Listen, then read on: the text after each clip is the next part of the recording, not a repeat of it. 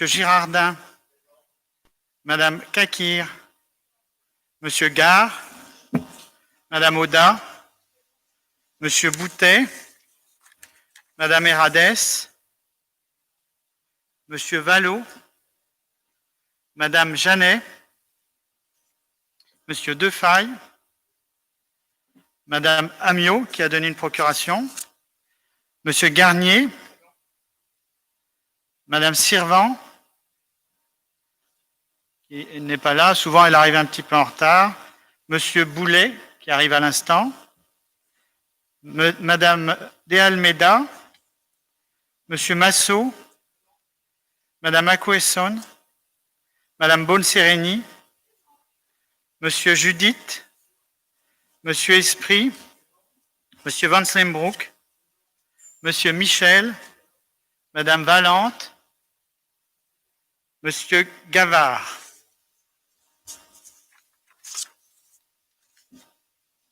Donc, on donnait procuration Madame Amiot-Dany à Madame Isabelle Kakir et Monsieur Martial de Voves, donc à Monsieur Marc Garnier.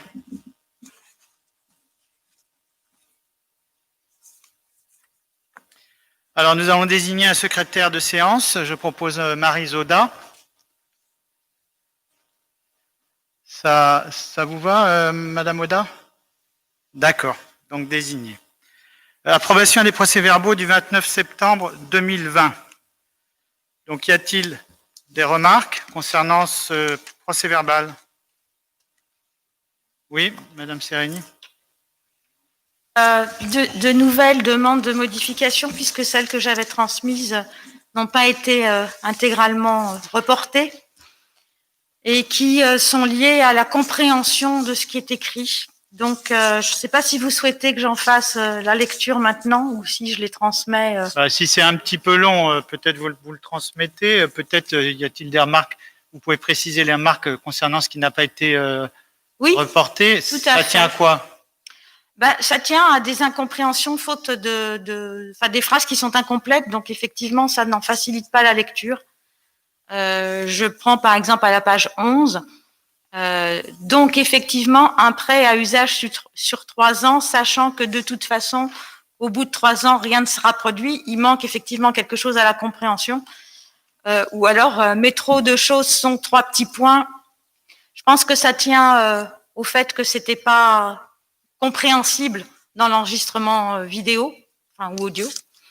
Alors, voilà. J'attire votre attention parce que vous aviez déjà fait la remarque. Oui. Quand on reproduit effectivement intégralement ce qui est enregistré, parfois on ne maîtrise pas forcément, c'est de l'oral, hein, on ne maîtrise pas forcément avec une grande clarté ou on se répète un peu parfois.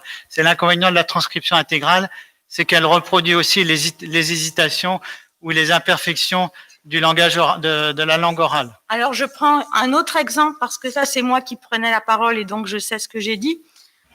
Il a été marqué pour avoir des propos qualitatifs alors que c'était une réponse à une information que vous aviez donnée, Monsieur de Mérignac, et c'était des propos capitalistes. Donc, qualitatif, c'est pas la même chose que capitaliste. Tout à fait. Voilà, donc c'est ce genre de remarques, mais si vous voulez, Si, peut-être quand même, sur la délibération concernant l'embauche d'un gynécologue, j'avais fait la remarque en séance disant que dans la délibération, il était marqué le recrutement de médecins généralistes. Or, dans la note de présentation, il était bien marqué qu'il s'agissait du recrutement d'un gynécologue. D'accord. Donc, c'est pas tout à fait la même chose non plus. Oui. Nous vérifierons effectivement ce qu'il en est à partir de l'enregistrement et ce sera corrigé. Mais il est certain que les remarques que je vous ai faites restent valables. En ce qui concerne le compte rendu donc, du 19-11, il a été envoyé à un prestataire pour un peu pallier à ces difficultés et donc il n'est pas prêt pour l'instant. C'est ce que vous nous aviez dit en réunion de préparation et je vous avais dit que de notre côté, ça ne posait pas de problème. D'accord. Donc, vous préférez avoir la rectificative donc, des procès-verbaux? Oui, s'il vous plaît. D'accord, c'est entendu, c'est noté. Donc, nous procéderons aux différentes vérifications et nous reporterons l'approbation donc au prochain conseil. Compte rendu des décisions du maire. Alors, en date du 12 novembre 2020, délivrance d'une concession nouvelle, dite familiale, au cimetière communal, emplacement D283 allée 25 pour une durée de 30 ans à compter du 12 novembre 2020. En date du 27 novembre, renouvellement d'une concession dite familiale au cimetière communal, emplacement 236 allée 23 pour une durée de 15 ans à compter du 7 septembre 2020. Je vous fais grâce un petit peu des sommes qui sont à chaque fois mentionnées. La première, c'était 283 €, l'autre, c'est 160 €. Ce sont des sommes de cet ordre-là. En date du 30 novembre 2020, délivrance d'une concession nouvelle dite familiale type cavurne au cimetière communal, emplacement C140B colonne 4 pour une durée de 30 ans à compter du 30 novembre 2020.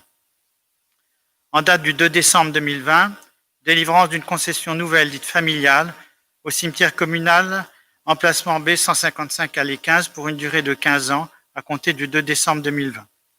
En date du 1er décembre 2020, délivrance d'une concession nouvelle dite individuelle au cimetière communal, emplacement G93 allée 3 pour une durée de 30 ans à compter du 1er décembre 2020. En date du 3 décembre, délivrance d'une concession nouvelle dite familiale au cimetière communal, emplacement A138 allée 25 pour une durée de 30 ans à compter du 3 décembre 2020. En date du 4 décembre, donc renouvellement du bail précaire pour une durée de 1 mois à compter du 9 décembre 2020 au 586 rue des Trois Rodes. C'est quelque chose qu'on avait déjà évoqué plusieurs fois. Ça doit être normalement le dernier renouvellement.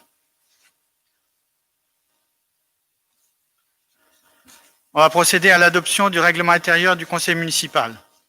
Donc cette adoption doit se faire dans les 6 mois après les élections.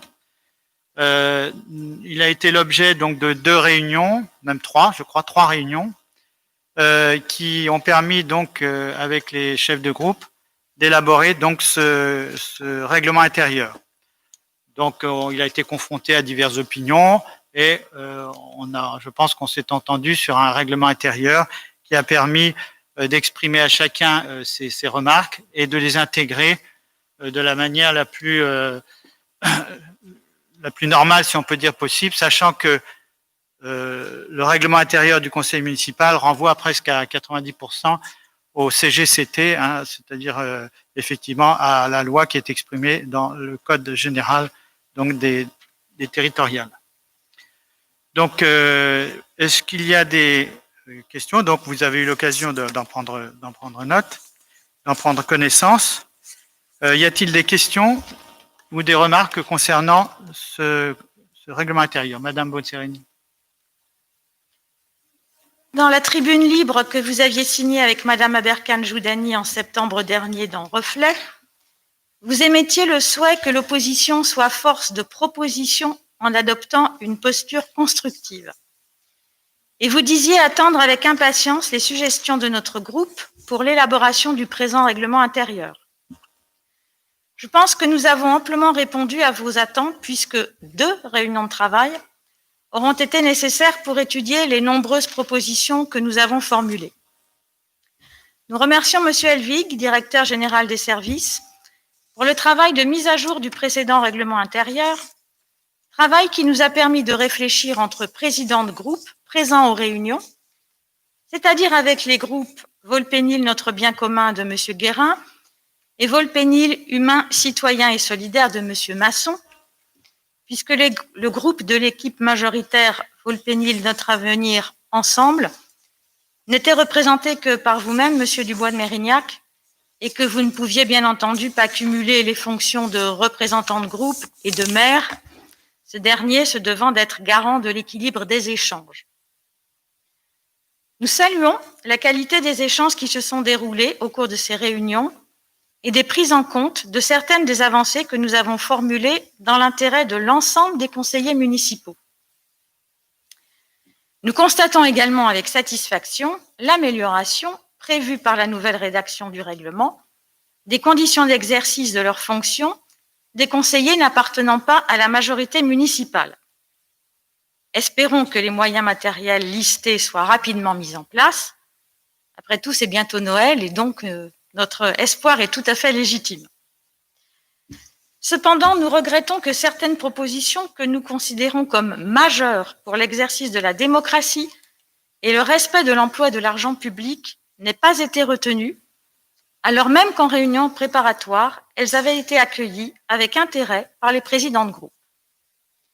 Par exemple, en ce qui concerne les suspensions de séance, la rédaction retenue implique que si le président de séance utilise son pouvoir de mettre aux voix la demande de suspension, le ou les groupes minoritaires à l'initiative de la demande n'obtiendront jamais la possibilité de suspendre une réunion de conseil, alors même que ce temps supplémentaire peut être nécessaire pour modifier une intention de vote, souvent dans un sens favorable, ainsi que la suspension de séance que nous avons demandée récemment l'a démontré. Nous avons bien pris note, lors de la réunion au cours de laquelle nous avons évoqué ce sujet, que le maire s'engageait à n'utiliser ce pouvoir qu'avec parcimonie, et nous serons vigilants à ce qu'il respecte cet engagement dans l'intérêt du fonctionnement de la démocratie. Toujours dans l'intérêt du fonctionnement démocratique et aussi afin d'utiliser avec rigueur l'argent public qui est celui de nos concitoyens, nous avons proposé, en cohérence avec nos engagements de campagne et aussi avec ceux de la liste du premier tour de M. Guérin, une modulation des indemnités des élus en fonction de leur présence effective aux séances de conseil.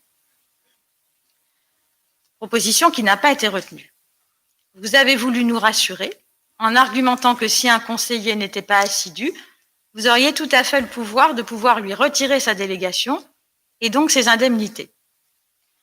Vous avez donc choisi un exercice solitaire et autocratique de la pénalisation que nous ne cautionnons pas. Enfin, nous avions proposé que les réunions préparatoires au Conseil nommées conférences des présidents soient aussi dédiées à l'organisation des réunions de gestion de crise, afin que tous les conseillers municipaux, via leurs représentants, soient associés à la vie des pays vauxois et à la résolution de leurs problèmes. La diversité est gage de solutions. La centralisation du pouvoir, on le constate tous les jours au niveau national, est souvent source d'inadéquation des prises de décision avec la réalité quotidienne de ceux qui doivent les appliquer. Néanmoins, compte tenu de la pertinence de l'ensemble du texte, nous voterons favorablement cette délibération. Merci. Merci, Madame Sereni. Y a-t-il d'autres remarques? Oui, Monsieur Guérin.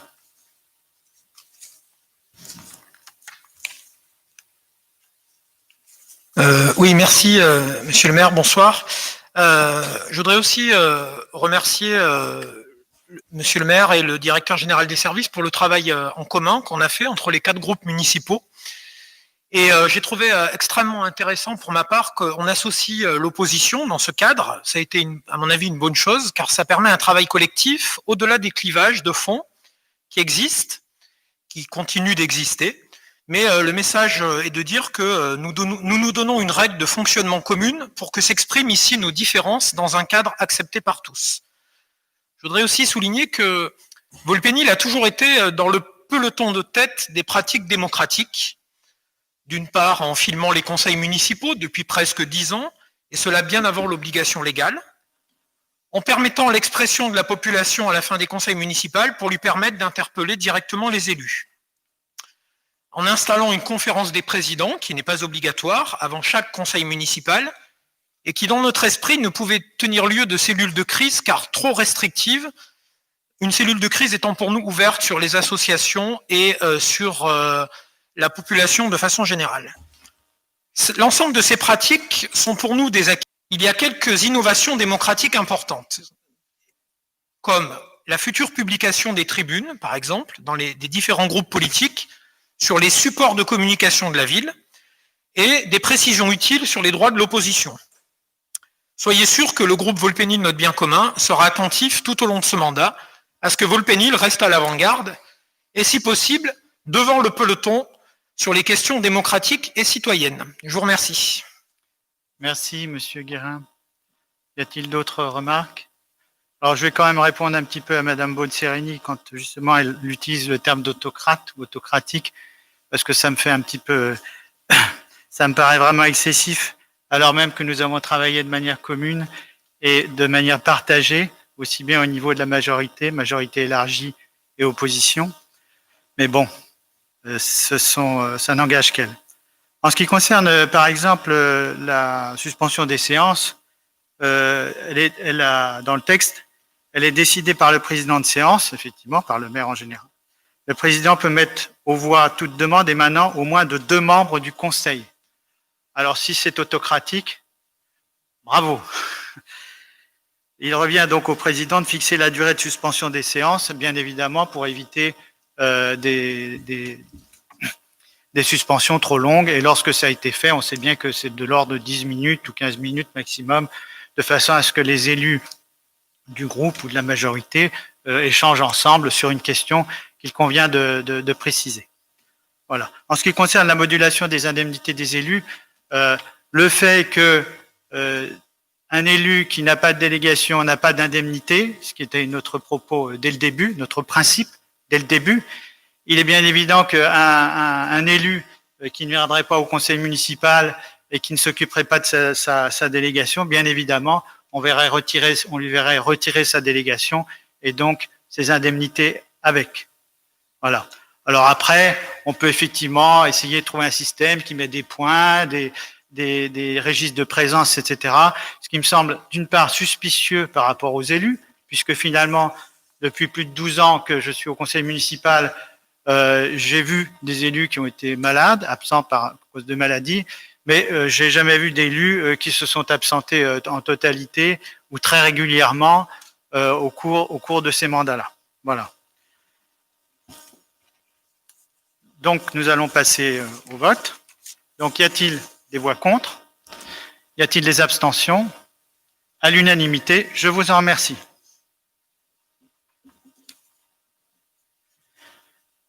Nous allons passer donc aux finances marchés publics. Donc, je propose à Madame Ploquin donc, de développer ces différentes délibérations. Ce sont des délibérations, des modifications, des décisions modificatives. Madame Ploquin, à vous. Oui, bonsoir.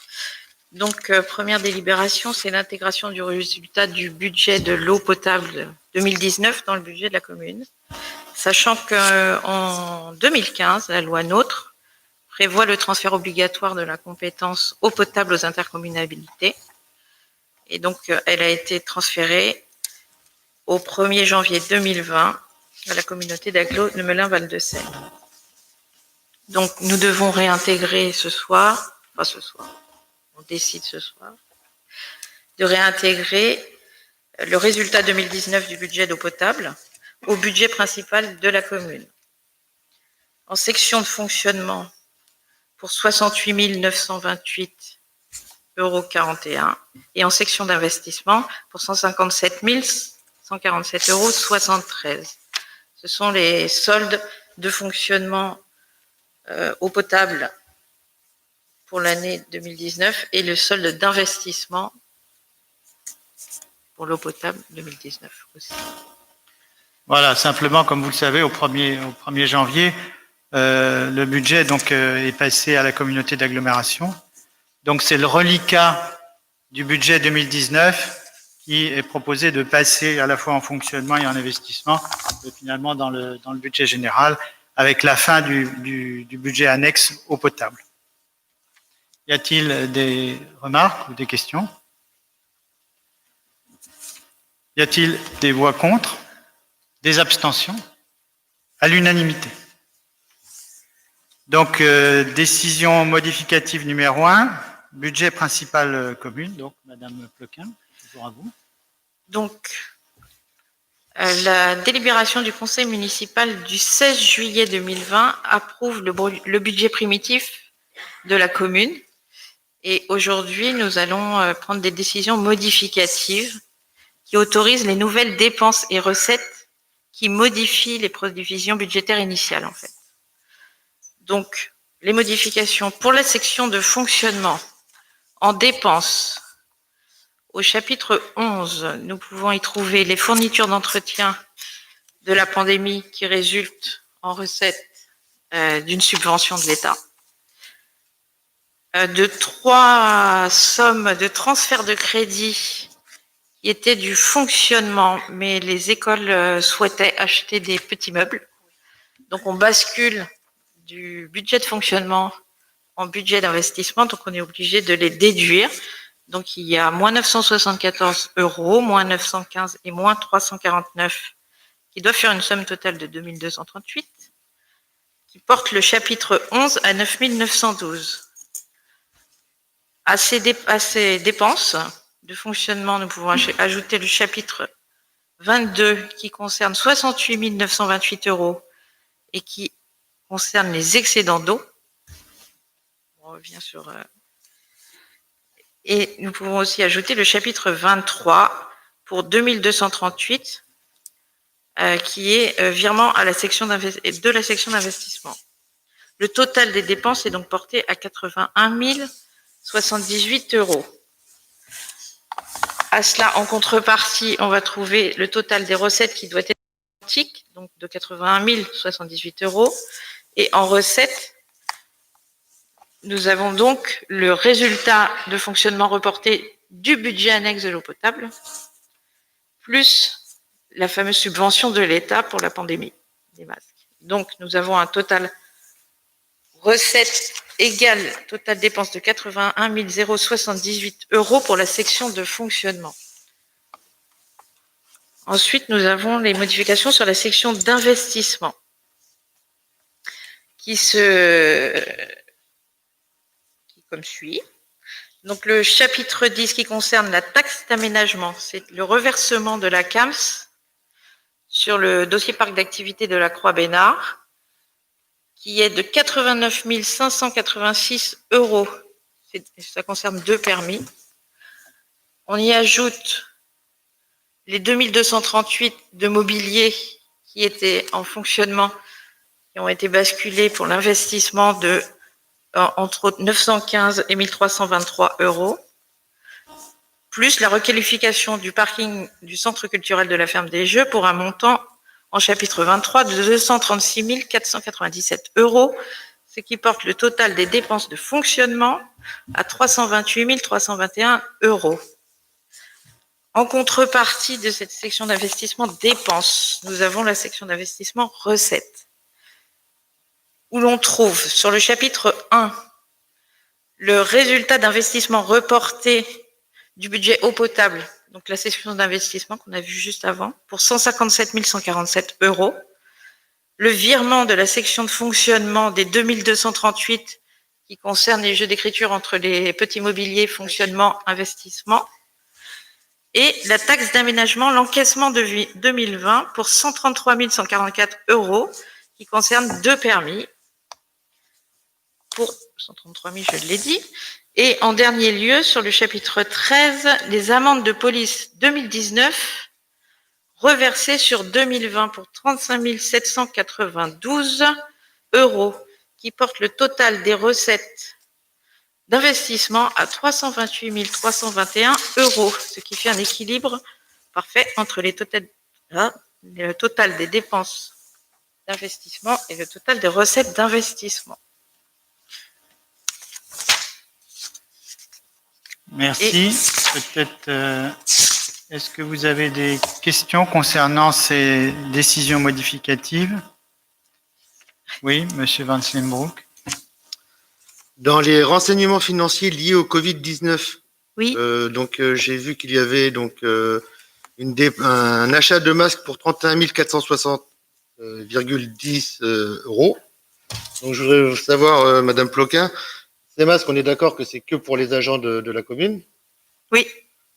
Ça représente à peu près un volume de combien de masques pour ce montant? Et j'aimerais savoir, cette dépense, c'est sur une durée de combien de temps? C'est-à-dire, est-ce que ça s'arrête au mois de décembre ou au prochain budget du mois de mars? C'est jusqu'au 26 novembre, c'est écrit juste au-dessus. Jusqu'au 25 novembre, d'accord. Donc, c'est-à-dire qu'on va enfin, s'il n'y a pas de stock ou si tout a été... Là, on est sur du CA, puisque c'est les demandes de subvention, et il y avait des dates précises pour demander la possibilité de percevoir une subvention. Euros de subvention. Donc là, c'est les chiffres au 26 novembre. Mais pour le total de masques, je ne l'ai pas. Non, mais à peu près, je ne sais pas si vous avez eu, des tarifs préférentiels ou... Parce que là, si c'est arrêté jusqu'au mois de... Donc, vous me dites jusqu'au mois de 26 novembre. Oui. On va dire que ça a commencé au mois de février, donc c'est de février à novembre pour la dépense. Oui. En ce qui concerne les tarifs des masques, hein, je ne sais pas si vous vous souvenez, au début, ces masques étaient vendus assez cher parce que c'était vendu dans voilà, l'urgence. C'est une question pour avoir. Et nous avions commandé le minimum au départ. Et ensuite, quand ça a commencé à baisser, effectivement, nous avons commandé des quantités plus importantes. Et ce qui a permis d'ailleurs de bénéficier aussi de la subvention qui suit. D'accord. Je sais plus, on avait commandé, je sais qu'une des dernières commandes, c'était 30 000 masques. Enfin, c'était des quantités importantes. Et les montants, il faut s'en souvenir, étaient beaucoup plus élevés que ce que nous avons maintenant. C'est sans commune mesure. Y a-t-il d'autres questions, d'autres remarques? Y a-t-il des voix contre, des abstentions? À l'unanimité. Donc ensuite, rectification des écritures comptables, apurement du compte 1069 du budget annexe La Passerelle. Alors, là, c'est purement comptable. C'est technique, là. Hein. C'est purement comptable. En fait, Voilà. on va passer de la comptabilité régie par le plan comptable, par la M14, et nous allons passer à la M57. Ce qui vous dit pas grand-chose, j'imagine. Mais donc, dans la M14, le compte 106,8 existait et n'existera plus dans la M57. Donc, du coup, on est obligé de passer une écriture comptable qui va solder le compte 106,8 pour abonder le compte comptable 106,9. C'est un jeu d'écriture et du coup, on autorise l'appurement du compte 106,9 d'un montant de 2646,93 par un mandat sur le compte 106,8 selon le processus d'une opération semi-budgétaire. Voilà, donc c'est un aspect technique pour éliminer le compte de façon à le faire passer dans deux systèmes comptables différents. Puisqu'il est même parlé d'une opération semi-budgétaire. Donc, on est là dans des qualifications qui sont un peu difficiles à comprendre pour le profane. Mais enfin, c'est un simple transfert d'écriture. Ça correspond quand même à une perte d'un montant égal, pour une perte ou d'une dépense d'un montant égal pour la commune. Y a-t-il des remarques ou des questions concernant ce compte? Y a-t-il des voix contre? Y a-t-il des abstentions? À l'unanimité. Donc ensuite, on passe admission en non-valeur. Il n'y a pas la 8. Pardon, j'en ai sauté une, oui. Oui, il y a la suite. Voilà, décision de la modificative, rectification. budget annexe La Passerelle. C'est la suite et en fait, c'est l'intégration de la M14. Donc, on a la section d'investissement en dépenses pour l'excédent de fonctionnement capitalisé, donc du fameux compte 106,9 pour un montant de 2647. Et on bascule des 2647 des constructions, de transfert du crédit du 106,8 pour apurer le compte 106,9. Donc, le total des dépenses se retrouve bien soldé à zéro et équilibré. Donc, y a-t-il des questions? C'est la même chose, c'est simplement le passage du compte. Donc, y a-t-il des voix contre? Y a-t-il des abstentions? À l'unanimité. Donc, on revient à notre admission en non-valeur. Alors, les admissions en non-valeur, le principe, c'est des opérations d'ordre budgétaire qui vont apurer et qui vont donner l'autorisation en fait qu'une créance va devenir irrécouvrable. Donc, on ne sera éventuellement probablement pas remboursé. Donc, du coup, on appelle ça une admission en non-valeur. Et pour 2020, ce montant s'élève en tout à 1 311,84 €. Elle concerne essentiellement des créances sur les participations de 15 familles pour 703,83 €. La taxe locale sur les enseignes et publicités extérieures pour 608 € et une régularisation centime sur un loyer de 1 centime. Donc, le compte comptable, c'est le 654 pour les créances irrécouvrables. d'un montant de 2 000 € sur le budget communal. Voilà. Donc, il est demandé d'accepter l'admission en nos valeurs pour un montant de 1 311,84, s'il vous plaît. Y a-t-il des questions sur cette admission en non-valeur? Y a-t-il des voix contre? Des abstentions? À l'unanimité. Nous allons aborder maintenant le fonds de concours de la CAMVES en faveur de la ludothèque pour l'exercice 2020. Donc, je vais laisser la parole à Madame Viviane Janet qui va nous en dire un mot.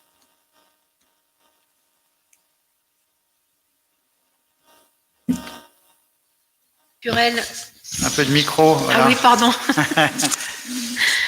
Alors, compte tenu du rayonnement intercommunal de certains équipements culturels situés sur le territoire de l'agglomération melunaise, la communauté d'agglomération Melun-Val de Seine intervient financièrement conformément à l'article L52-1656 du CGCT en faveur de ces équipements par attribution d'un fonds de concours annuel.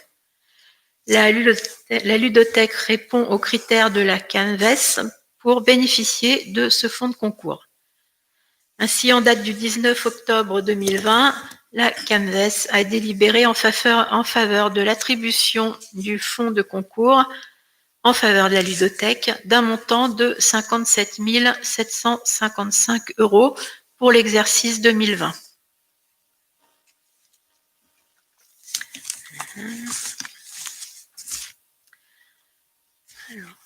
Donc, ce qui est proposé, hein, c'est effectivement d'accepter cette concours. Alors, ce fonds de concours concerne la ludothèque, puisque la ludothèque est considérée donc comme un établissement à rayonnement intercommunal. Oui. Voilà. Donc, chaque année, c'est un montant à peu près équivalent. Ça avait un petit peu augmenté l'année dernière, qui est proposé. Donc, y a-t-il des questions, des remarques? Donc, y a-t-il des voix contre, des abstentions? À l'unanimité. Nous allons passer donc au fonds de concours de la CAMVES, toujours en faveur du Conservatoire de musique pour l'exercice 2020. Monsieur Guérin donc, va nous présenter cette délibération. Merci.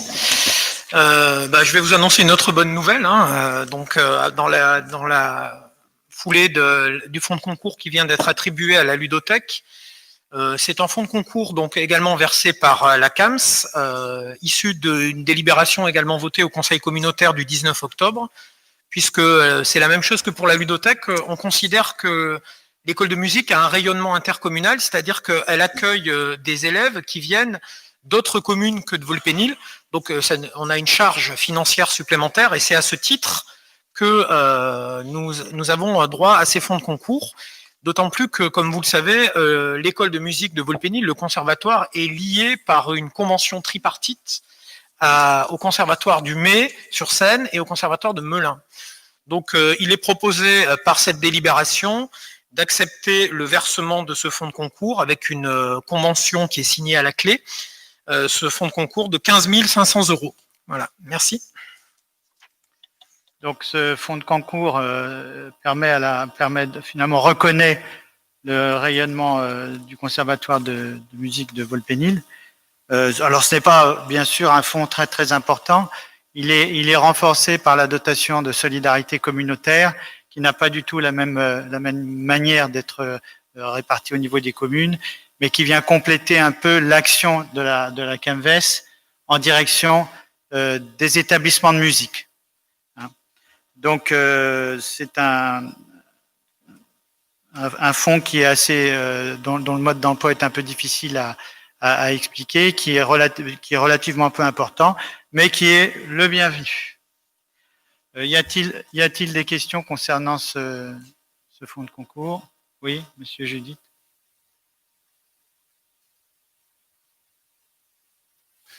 Oui, question pour vous d'ailleurs. Le conservatoire représente pour les pénivoxois un espace culturel particulièrement apprécié et vous convenez vous-même que les modalités d'attribution de ce fonds de concours ne nous sont pas favorables. Vous êtes donc vice-président de la CAMVES en charge de la culture. Avez-vous demandé à la CAMVES que ces modalités soient révisées? Alors, depuis ce fonds de concours donc était le même l'année dernière, enfin ça fait 2 ans en fin de compte, et J'avais qualifié un petit peu ce fonds de concours de fin de mandat à l'époque, parce qu'il ne correspondait pas tout à fait à ce que nous attendions d'une intervention plus forte et mieux ciblée de la CAMVES en direction des conservatoires. Donc, il est évident que lors du mandat qui vient, enfin à partir de 2021, il va y avoir un changement financier concernant la CAMVES et en particulier le pacte financier qui régit les rapports de la CAMVES avec les communes sur le plan financier va être complètement remodelé. Et de ce fait-là, les fonds de concours vont être évalués, la dotation sociale de solidarité communautaire aussi, et l'ensemble des participations de la CAMVES aux différentes communes va être réévalué. Donc, il est bien évident, et là je partage votre avis, que c'est pas tout à fait, ça correspond pas à l'investissement que nous faisons au niveau de la commune, puisque le coût du conservatoire est sans rapport avec ces 15 500 euros. Donc, ce sera sans doute modifié dans la foulée, si vous voulez, par les modifications du pacte financier. Y a-t-il d'autres questions? Donc, y a-t-il des voix contre, des abstentions? À l'unanimité. Demande de subvention auprès de l'État au titre du DSIL 2021 pour la mise aux normes du gymnase Gessler. Monsieur Vallot va nous en parler. Oui. Il s'agit, dans le cadre de sa politique d'investissement en faveur du développement et du maintien de l'offre sportive, la commune souhaite maintenir la qualité et la sécurité du gymnase Gessler. Suite au rapport établi par le service des sports de l'agglomération, les travaux porteront sur l'étanchéité de la toiture qui sera réhabilitée et cette opération sera complétée par une isolation thermique. Le sol sportif sera remplacé et on va créer également un local de stockage pour libérer les voies de dégagement des matériels, enfin du stockage des matériels. Il y aura également des travaux en faveur de l'accessibilité qui seront réalisés. Considérant l'aide financière allouée par l'agglomération dans le cadre du fonds de concours et la décision en date du 18 novembre 2020 de la commission permanente régionale, et afin de réduire au maximum le reste à charge communale, et considérant que ce projet est éligible à la dotation de soutien à l'investissement local, vu le plan prévisionnel de financement joint, il vous est demandé d'approuver la demande de subvention complémentaire dans le cadre de l'ADSIL pour un montant de 80 645 € et d'autoriser Monsieur le maire à signer les documents afférents à cette demande. Alors, contrairement à ce qu'on a vu à l'instant là concernant les fonds de concours en faveur du Conservatoire de musique, là, c'était vraiment, faut le reconnaître, une belle action de la communauté d'agglomération, puisque c'est 3 millions d'euros qui ont été mis sur la table pour rénover les différents établissements sportifs, gymnases en particulier, de façon à les remettre aux normes et qui rentrent dans un processus de réhabilitation. Parce que l'ensemble des gymnases sont vieillissants, souvent au niveau de la communauté d'agglomération, et c'était une opération très intéressante. Et Volpenil en a bénéficié, puisque c'est à la suite donc des dossiers que nous avons déposés concernant Germain Gessler qu'elle nous a donc donné ce fonds de concours. Ce fonds de concours donc est renforcé par une demande de subvention au niveau de la DSIL, ce qui correspond à cette délibération. Vous avez dans le tableau qui a été joint donc l'ensemble du dispositif d'investissement avec les fonds de concours et la demande de subvention. Subvention région et subvention DSIL. Y a-t-il des questions concernant cette réhabilitation? Oui, Madame Bonserine. La question s'adresse à Madame Ploquin.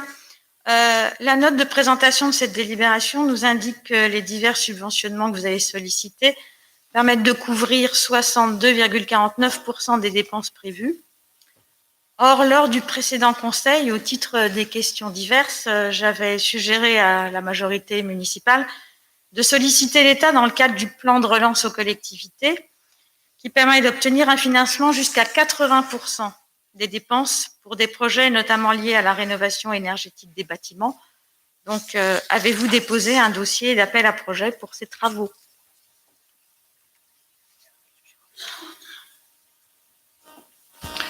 Monsieur Gérardin, vous voulez dire un mot?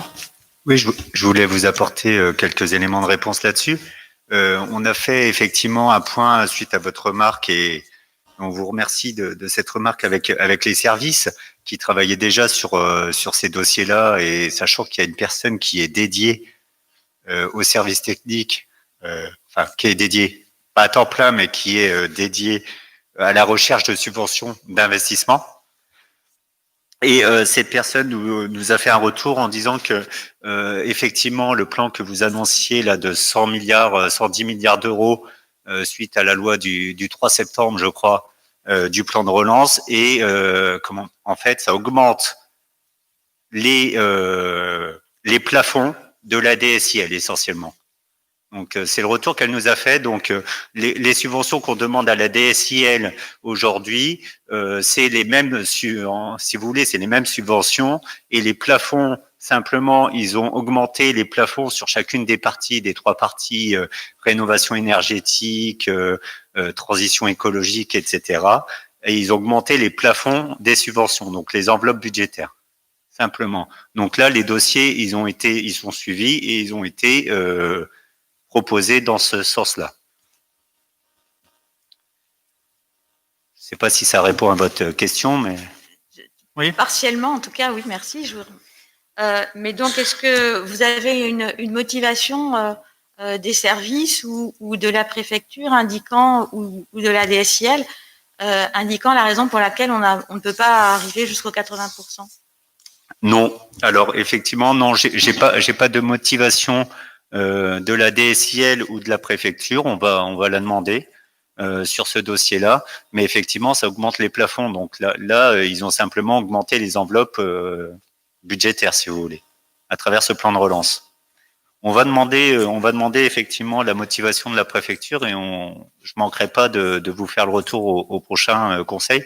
Mais sachez que sur sur tous les dossiers et sur tous les projets d'investissement, j'entends bien, d'investissement aujourd'hui, ils sont vus par cette personne qui est, je vous dis encore, c'est pas un ETP, mais il y a une personne qui est dédiée sur les demandes de subventions d'investissement et qui connaît très bien l'ensemble des organismes qui peuvent proposer ces subventions et elle fait et elle lance les dossiers au fur et à mesure. Sur les subventions de fonctionnement, c'est un peu différent. Mais sur l'investissement, cette personne est très alerte sur ces sujets. Bon, ça nous fait quand même un pourcentage de subvention qui est important. Hein. C'est pas rien. Hein. Et nous restons très vigilants. Comme vous l'avez remarqué, hein, ce dossier est subventionné à 60 et quelques %. Nous devenons de plus en plus vigilants sur le taux de reste à charge de la commune sur un projet d'investissement de cette envergure. Et le but c'est d'avoir le maximum de subventions. Et donc les projets qu'on souhaite présenter à l'investissement répondent à ces taux de subvention. Voilà, donc s'il n'y a pas d'autres questions, y a-t-il donc des voix contre, des abstentions à l'unanimité?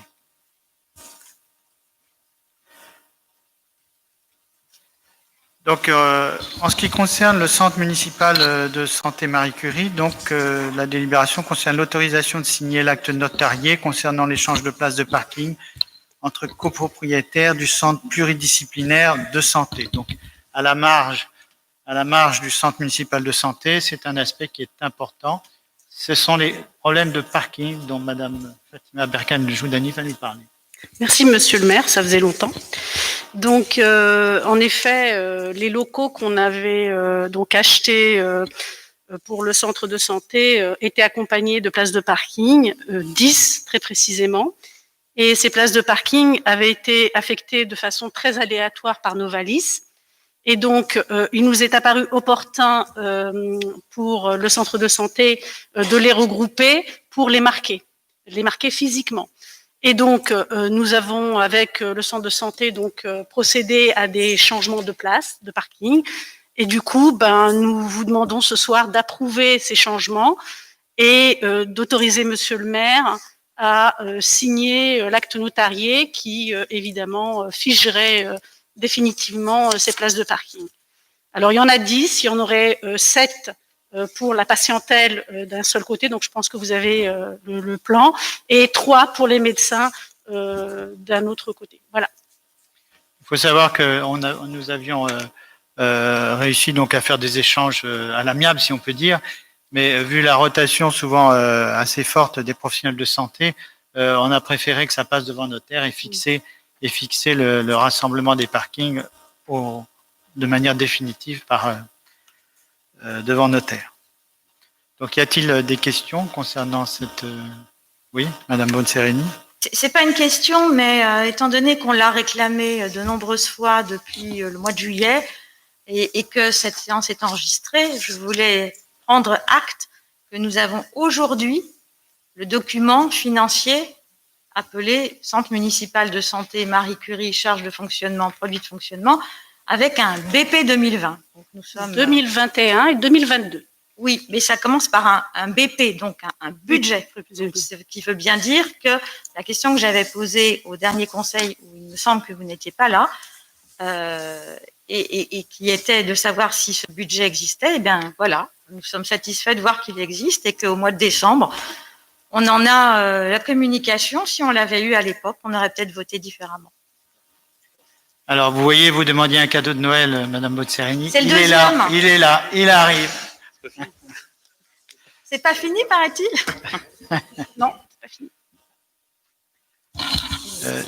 Oui.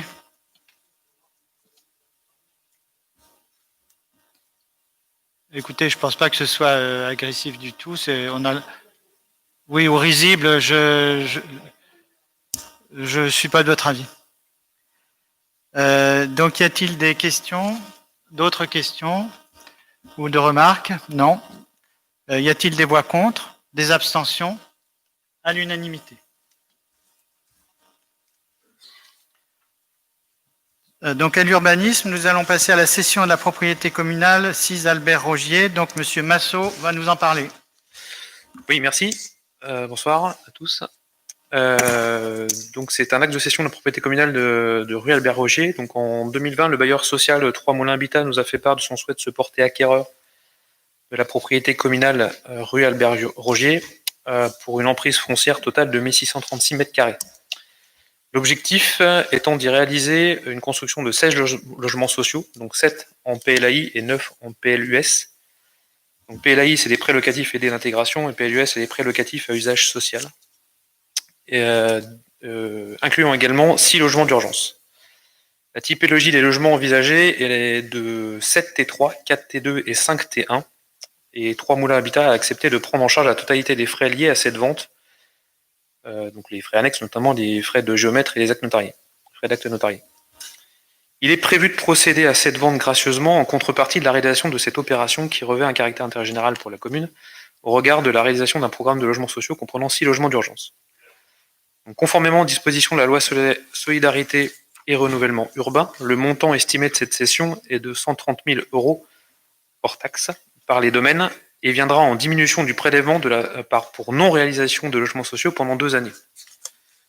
Donc il vous est proposé d'accepter le principe de cette cession foncière dans les conditions qui ont été décrites ci-dessus et d'autoriser bien sûr Monsieur le maire à signer les actes associés. Donc nous en avions parlé, ça avait été évoqué déjà. Donc c'est le fait de céder un terrain communal dont nous sommes propriétaires je dis même pas à l'euro symbolique, puisque c'est 0 €, ce qui permet à ce moment-là de défalquer la valeur de ce foncier, qui a été estimé, donc comme ça avait été évoqué, de 130 000 € par les domaines, de défalquer cette valeur de notre pénalité SRU, donc répartie sur 2 ans.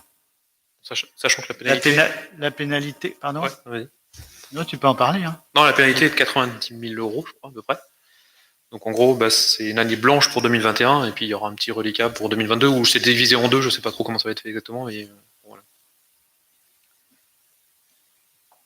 Voilà. Donc, y a-t-il des questions concernant cette session? Oui, Madame Fournier.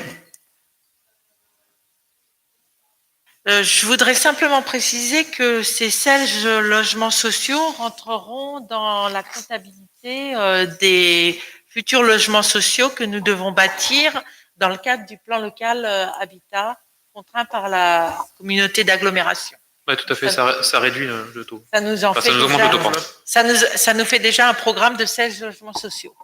Peut-être tu peux dire ce qu'il en est au niveau des logements d'urgence, parce que c'est lié à la notion de logement d'urgence. Oui, tout à fait. Alors actuellement, nous n'avons plus qu'un seul logement d'urgence et voilà, qui est occupé et qui va être inoccupé dans quelques jours. Mais ces 6 logements d'urgence seront vraiment les bienvenus et nous permettront de répondre à des situations qui sont malheureusement de plus en plus fréquentes. Pour rappel, je rappellerai que dans cette commune, il y a 600 demandes de logements sociaux. Donc, il y a une vraie demande et nous sommes confrontés de plus en plus souvent à des situations d'urgence. Y a-t-il des remarques concernant cette délibération, des questions? Donc, y a-t-il des voix contre, des abstentions à l'unanimité? Alors, en ce qui concerne le commerce, donc les mesures exceptionnelles d'exonération de loyer pour les locataires commerciaux de la commune de Vaux-le-Pénil, bien sûr, dans le cadre du Covid. Donc, je vais demander à Madame Mollereau, à Annie, donc, de nous présenter la délibération. Merci, Monsieur le maire. La crise sanitaire liée au virus Covid-19 a entraîné la mise en place par le gouvernement de mesures d'urgence sanitaire, à savoir l'interdiction de la poursuite d'activités de certains établissements, notamment à vocation commerciale. Ces mesures et leurs conséquences ont eu un impact direct sur les commerces et il est nécessaire de préserver la continuité de l'activité économique. La ville de Vaux-le-Pénil souhaite prendre des mesures exceptionnelles d'accompagnement de ses commerçants locataires de bâtiments communaux relevant de son domaine privé en les dispensant du versement de loyer pour un mois de décembre 2020. Les magasins sont l'Histoire de Pétale, 6 rue des Carouges, pour un montant de 854,55 €. Retouche et couture, 4 rue des Carouges, pour un montant de 250 €. Le restaurant L'Artiste, 9 rue Ambroise Pro, pour un montant de 1462,43 €, soit un montant total à exonérer de 2566,98 €. La présente exonération ne s'applique pas aux contrats conclus avec un opérateur de télécommunications ou d'énergie. Il est proposé au conseil municipal d'approuver l'exonération des paiements de loyer du mois de décembre 2020 pour les commerçants cités ci-dessus, locataires de bâtiments communaux. Y a-t-il des questions ou des remarques? Y a-t-il des voix contre? Des abstentions? À l'unanimité. Donc, vous noterez que ça concerne effectivement le mois de décembre et que les titres ne seront pas émis pour ce mois-là, ce qui soulagera la comptabilité des commerçants, pour qui cette deuxième phase de confinement est vraiment de plus en plus lourde à supporter. Oui, Madame Bonne-Sérine. Je voulais juste faire une remarque, c'est qu'on se félicite que la remarque que nous avions faite au conseil municipal du mois de juillet ait trouvé un écho favorable tout au moins au mois de décembre.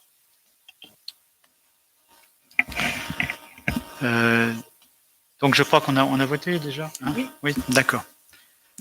On va passer donc au scolaire périscolaire. Donc scolarisation des enfants extérieurs dans les écoles publiques communales. Donc, c'est l'approbation des frais de scolarité et autorisation de signature des conventions de participation financière des communes de résidence. Donc, c'est Madame Rouchon qui va nous parler de ces problèmes intercommunaux, en quelque sorte, en ce qui concerne la scolarisation des enfants. Au titre de l'article 1 du Code de l'éducation, je vous rappelle que la commune de résidence est tenue de participer. C'est bon. scolarisation d'enfants dans une autre commune.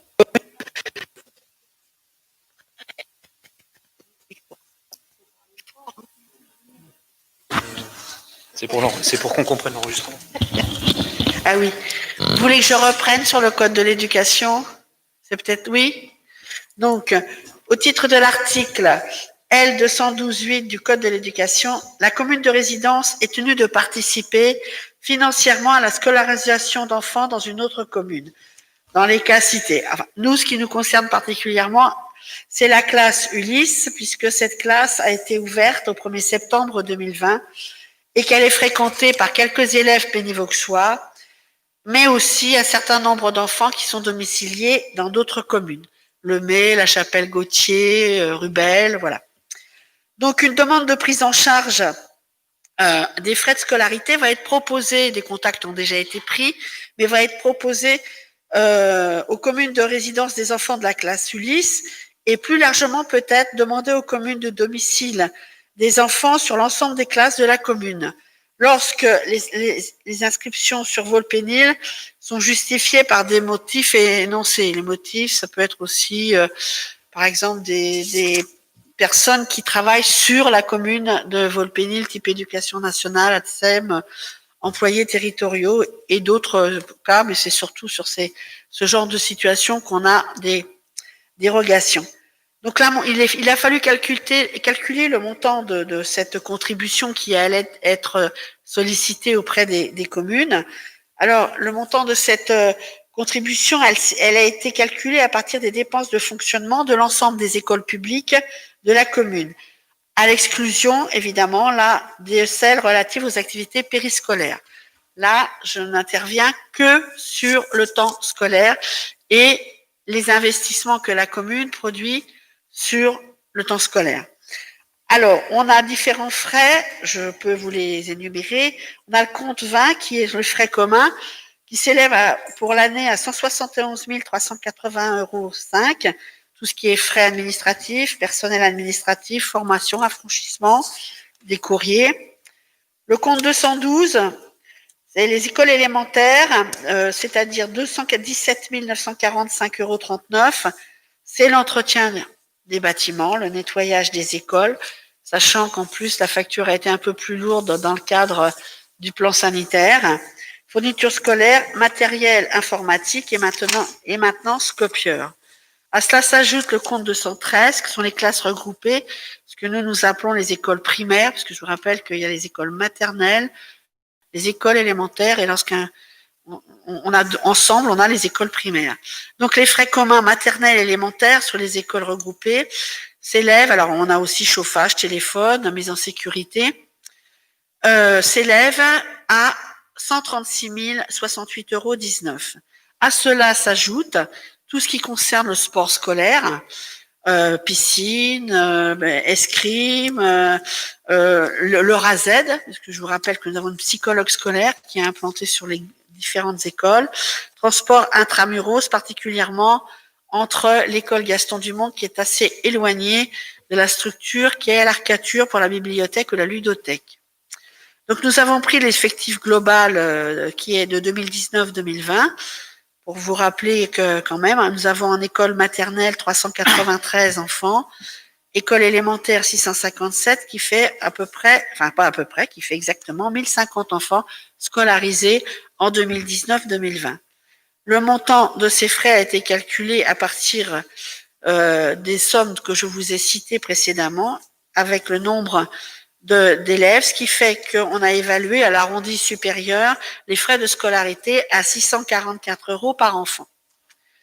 Voilà, donc il est demandé au conseil municipal de fixer les frais de scolarité à 640 € par élève et de fixer via une convention l'accord entre les deux communes de cette participation financière. Y a-t-il des questions ou des remarques?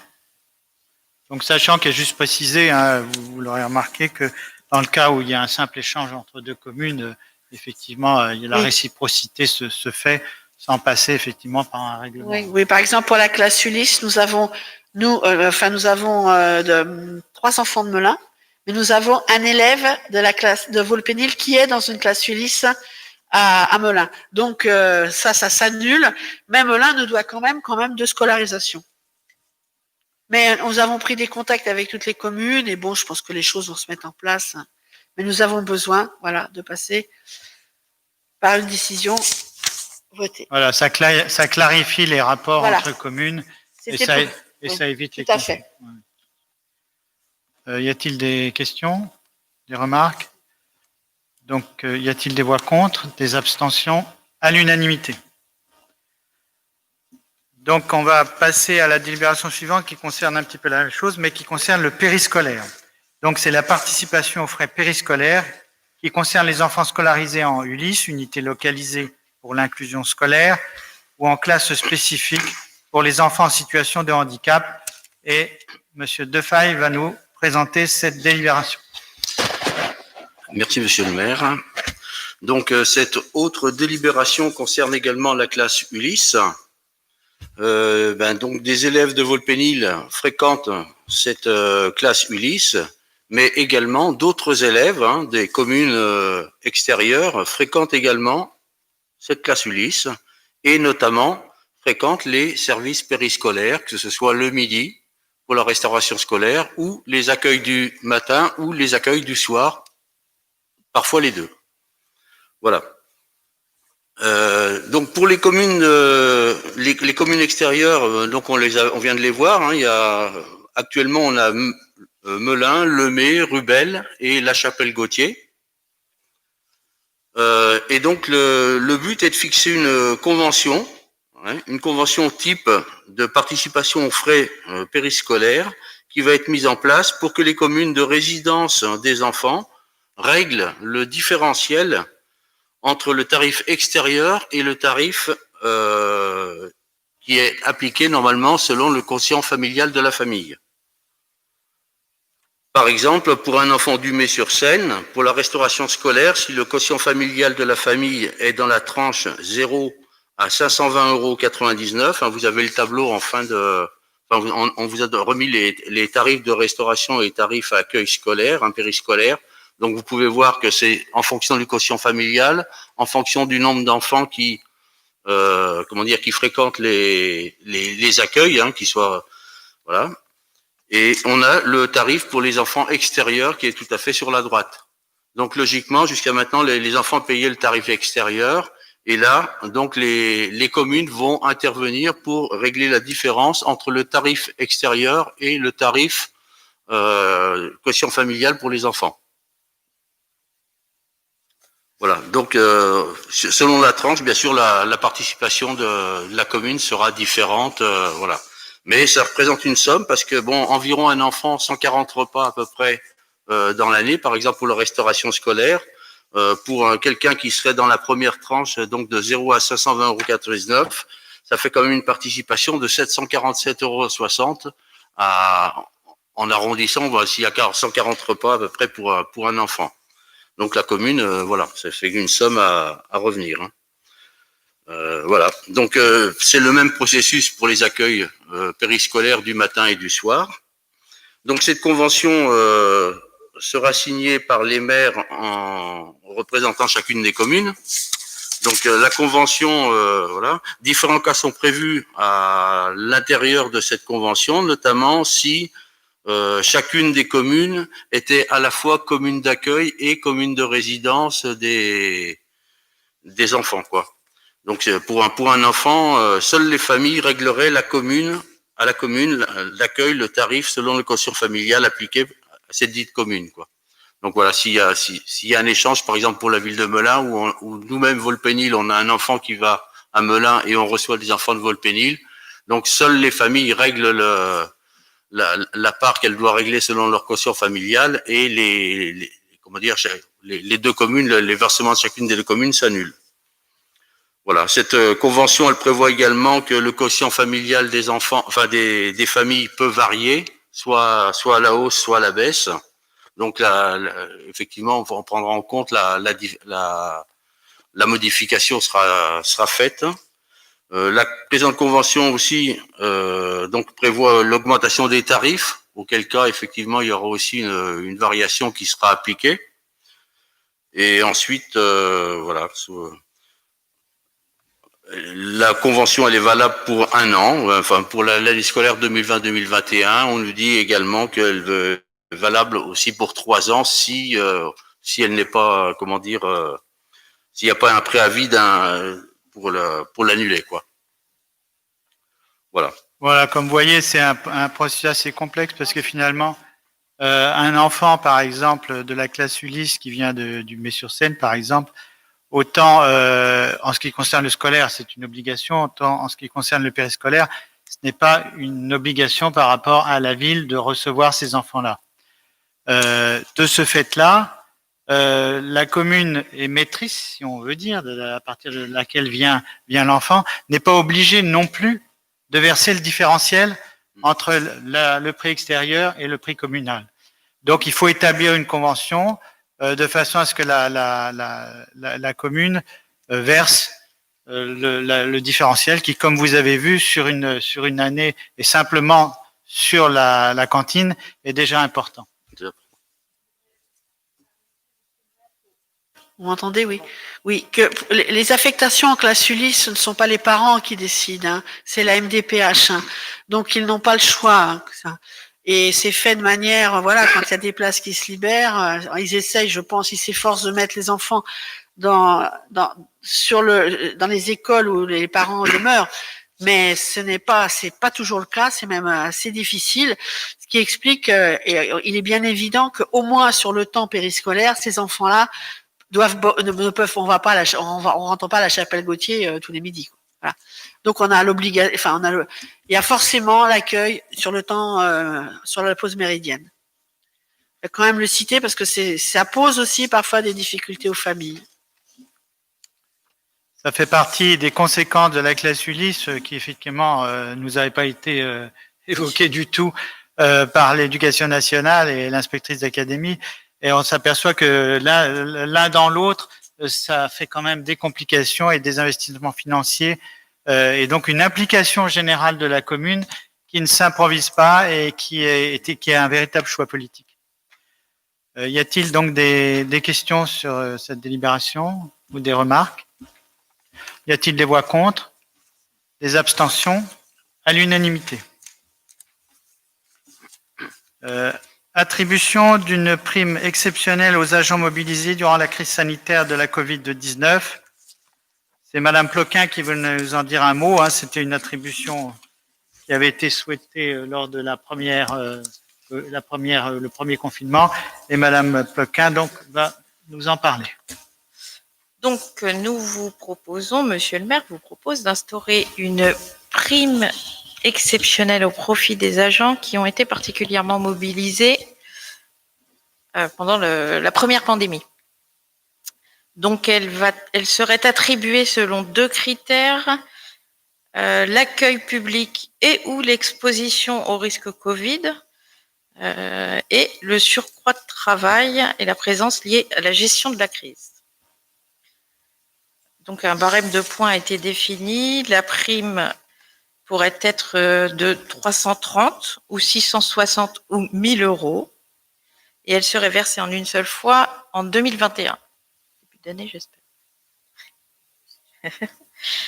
Elle n'est pas proratisée en fonction du temps de travail pour la simple et bonne raison que c'était aussi selon le temps de présence. Donc, si vous êtes à mi-temps mais que vous êtes venu énormément, vous aurez droit à la prime. Je peux rajouter que le montant total de cette prime s'élèverait à 28 780 euros, qu'elle concernerait 52 personnes, qui fait à peu près 20%.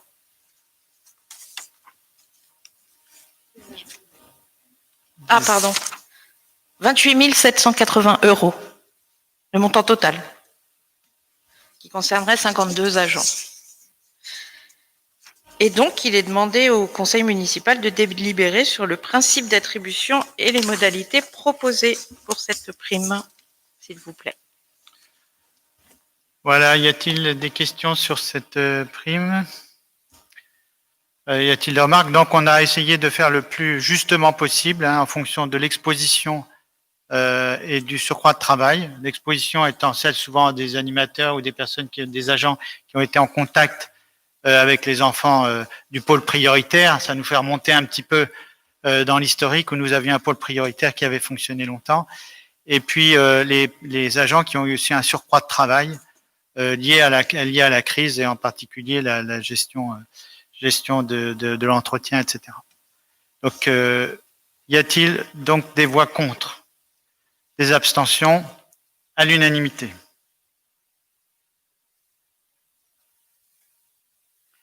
Donc, conservatoire de musique, pardon. Ah, pardon, excuse-moi, Viviane.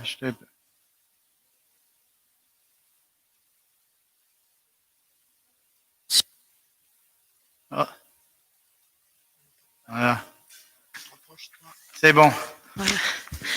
Alors, pendant la première vague de l'épidémie Covid-19, l'engagement du personnel de la mairie de Volpénil a été déterminant pour la continuité du fonctionnement des services publics. Que ce soit sur le terrain ou en télétravail, certains agents n'ont pas hésité à changer de service et effectuer des tâches ne correspondant pas à leur statut habituel pour faire face aux besoins de la population.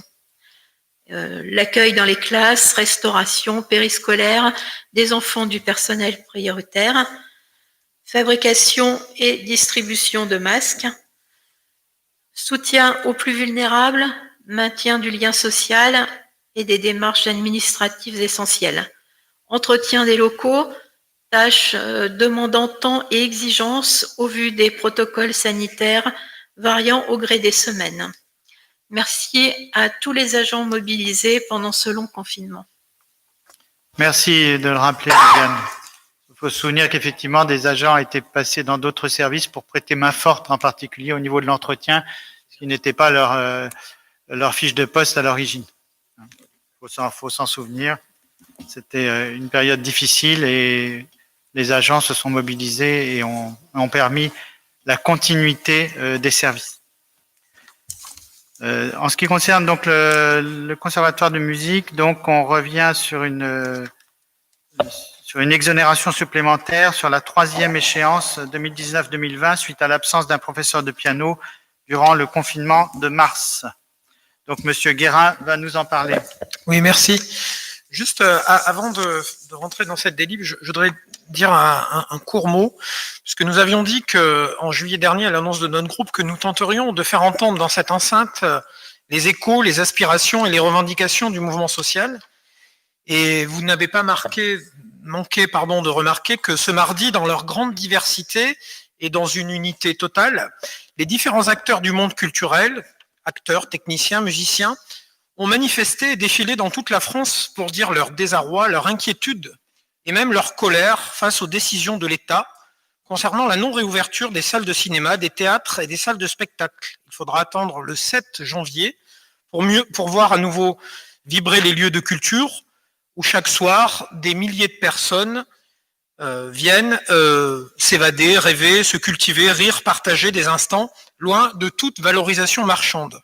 Ce choix de non-réouverture est un choix politique, un choix de société, à l'heure où les grands centres commerciaux ont, eux, le droit d'accueillir des consommateurs. L'État laisse encore une fois les collectivités faire avec les moyens du bord, et à Volpénil, les services municipaux ont fait preuve d'une belle inventivité de ce point de vue. Retrait de livres en bibliothèque, capsules vidéo, professeurs du conservatoire se déplaçant dans les écoles maternelles et primaires, artistique du confinement, mais rien ne remplacera le contact direct, la magie d'un écran qui s'allume ou les planches d'une scène qui craque. Pour appuyer mon propos et pour terminer sur ce point, je voudrais citer les propos du philosophe Frédéric Worms, qui est professeur à l'ENS, et qui dit, et je pense que ça fait écho à la situation actuelle, plutôt que de distinguer entre certaines activités essentielles ou pas, même si l'urgence impose évidemment de prioriser, nous avons besoin d'un minimum dans chaque activité. Chaque être humain a besoin d'un minimum absolu qui nous garantit dans notre existence et dans notre expression, sans contrepartie et dans tous les domaines. On devrait, dans des concertations démocratiques, sans mettre en danger la santé, avoir les moyens de garantir au minimum une place pour la culture et d'ouvrir des perspectives pour construire l'avenir. On demande trop souvent aux collectivités de suppléer aux carences de l'État. Voilà, je voulais dire ce mot avant de rentrer dans la délibération. Effectivement, nous en avions parlé la dernière fois de cette délibération et Vous voyez que nous ne sommes pas tellement des autocrates, puisqu'on avait tenu compte en particulier de remarques qui avaient été faites par l'opposition sur ce point, et que cette délibération donc revient au débat du conseil municipal après un certain nombre de remarques. Et vous savez que pendant le premier confinement, il y a eu un professeur qui était en arrêt longue maladie suite à une grave maladie et qui n'avait pas pu assurer de cours en distanciel, puisque beaucoup d'enseignants avaient fait des cours, eux, en distanciel. Et donc, les élèves de ce professeur n'avaient pas pu suivre l'enseignement. Donc, toutes les familles ont été contactées. Il a été envoyé un courrier à toutes les familles donc concernées par l'absence de ce professeur. Et au 8 décembre, 10 d'entre elles se sont manifestées.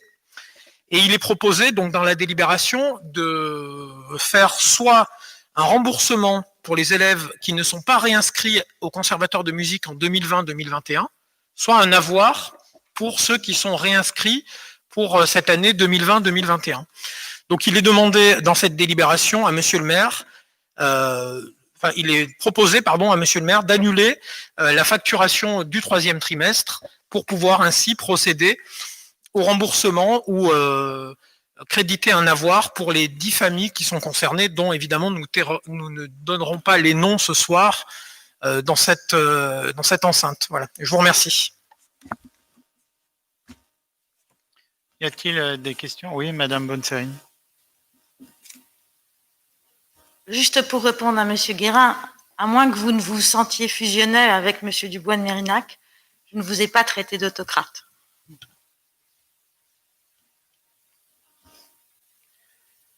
Donc, je remercie Monsieur Guérin d'avoir fait un petit point sur effectivement la situation de la culture, hein, qui est vraiment problématique et qui ne risque pas de s'arranger dans l'immédiat, puisque l'opacité des mesures et de l'évolution du Covid fait que au niveau des spectacles, on est obligé de reporter encore sans visibilité ces spectacles, peut-être jusqu'à présent en février-mars, mais il est possible qu'on soit comme ça obligé de les reporter ou de les annuler pratiquement jusqu'à l'été. C'est quelque chose de vraiment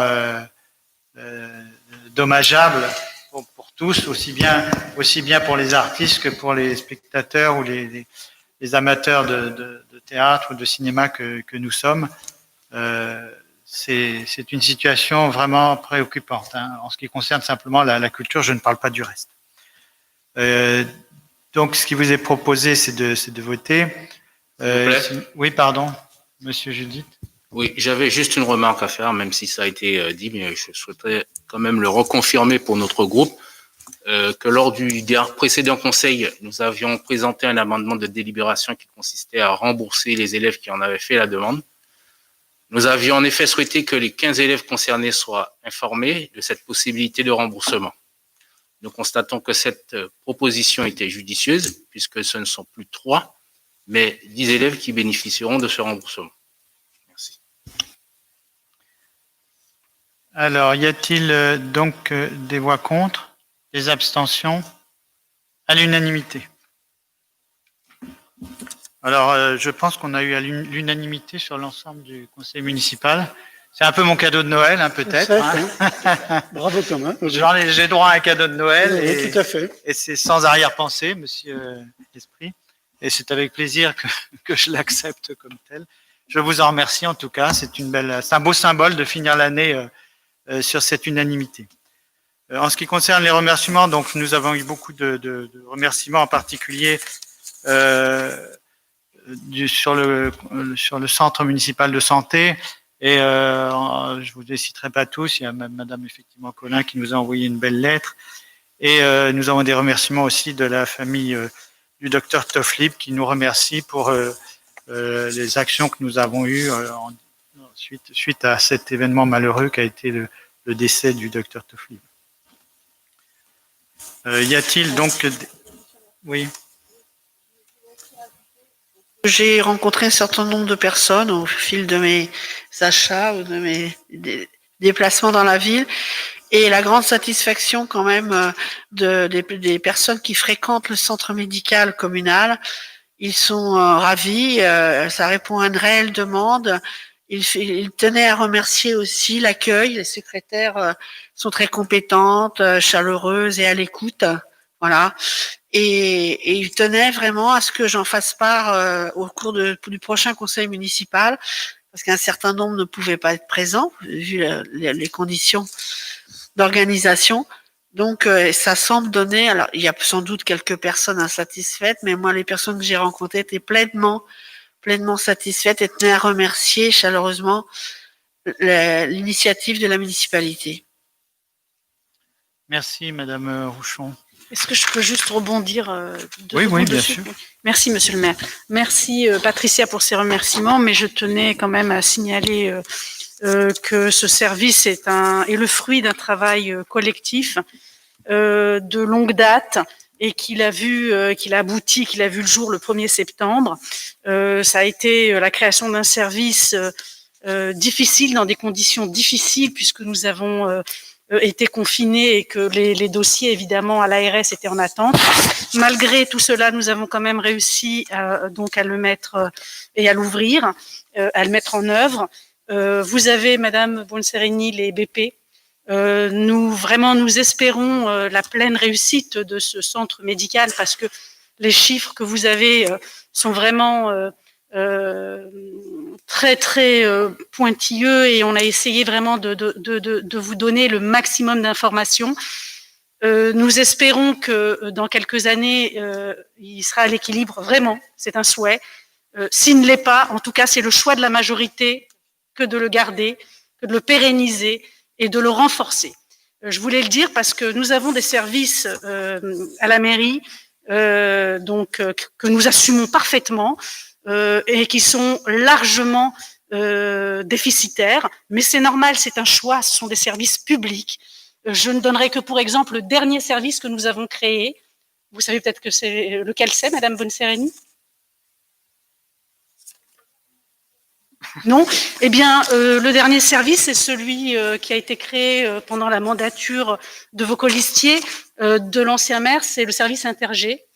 Donc il a 6 ans, et aujourd'hui, il est déficitaire à 202 000 €. Je pensais que vous vouliez parler d'un service qui se serait créé depuis la nouvelle mandature. C'est pour ça. Non, de la mandature précédente. C'est parce que vous aviez compris? Non.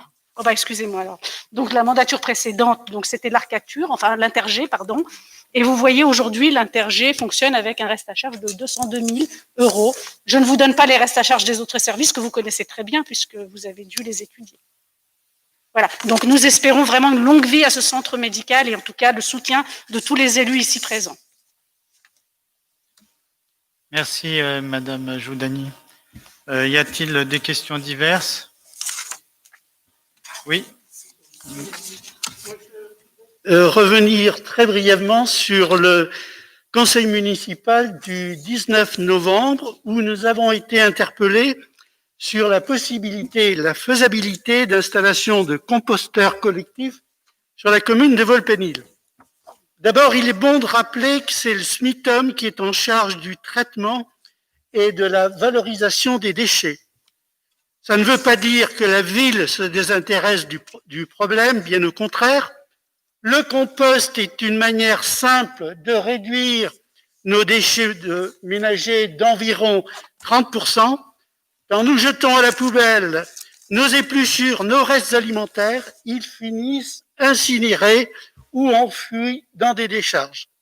Pourquoi continuer à faire transporter des déchets organiques en décharge alors qu'ils peuvent être directement transformés sur place? Alors les avantages sont multiples, j'en citerai que quelques-uns. C'est une économie pour la collectivité, le SMITOM c'est quand même nous, une réduction des émissions de CO2 liées à la collecte des déchets, mais aussi à leur incinération. C'est la production d'un excellent fertilisant et c'est un gain financier. Ça évite d'acheter du terreau. Et lorsqu'il s'agit de composteurs collectifs, c'est le renforcement du lien social. Qu'en est-il de la possibilité de compostage collectif à Volpénil? Alors, il semble difficile dans l'immédiat d'installer des composteurs collectifs sur les points d'apport volontaires entre les journaux et puis les bacs à verre. Il n'est pas souhaitable non plus d'installer un composteur directement sur le béton ou sur le goudron. De plus, il faut être familiarisé avec la technique du compostage. Il faut donc une personne pour s'en occuper, ce qui, pour le moment, est difficile. Par contre, le SMITOM aide, accompagne le compostage en pied d'immeuble. C'est un accompagnement qui est totalement gratuit. L'accompagnement s'adresse principalement, bien sûr, à des immeubles d'habitat collectif, les copropriétés, etc. D'ailleurs, cette dame habite, si je me souviens bien, la dame qui avait posé la question habite dans une résidence, donc elle peut être concernée par cet accompagnement du SMITOM. Le SMITOM aussi accompagne les établissements publics. Alors ici, je ne citerai que les établissements scolaires. Actuellement, et Madame Rouchon a été saisie, on en a parlé, nous étudions la possibilité d'installer un compostage collectif dans les 2 restaurants scolaires de la ville et nous allons contacter les autres établissements pour qu'ils en fassent autant s'ils le souhaitent. Voilà. Merci. Merci, Monsieur Masson, de cette ouverture vers la possibilité d'aller vers un compostage, pas généralisé, mais au moins d'utiliser au maximum les possibilités du compostage. Merci. Y a-t-il d'autres questions? Oui. C'est pour compléter le propos de Monsieur Masson, de dire qu'au collège de Volpénil, il y a effectivement déjà un tri sélectif au niveau de la restauration scolaire, un pré-tri pour que les collégiens apprennent à trier les déchets et une partie est justement réutilisée après et envoyée au compost. Très bien. Il y a peut-être justement l'occasion d'aller voir un petit peu comment ça se passe là-bas, de façon à avancer, avancer sur le primaire chez nous. Ce sera intéressant. Monsieur Judith?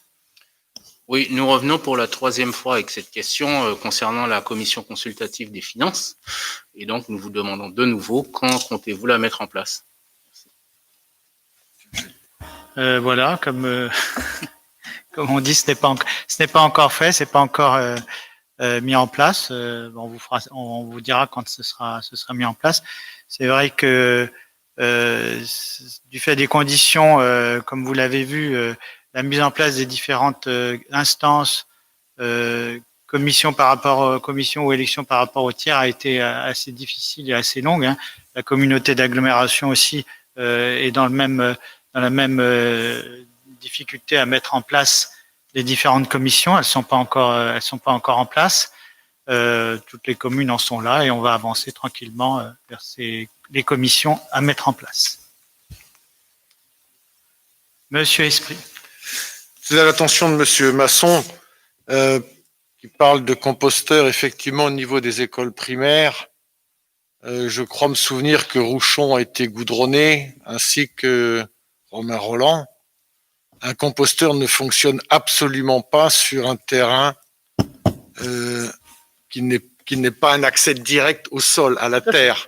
Donc attention, je ne sais pas où vous allez les mettre. Donc on va bien situer l'endroit, parce qu'on avait fait un test à l'Arcature.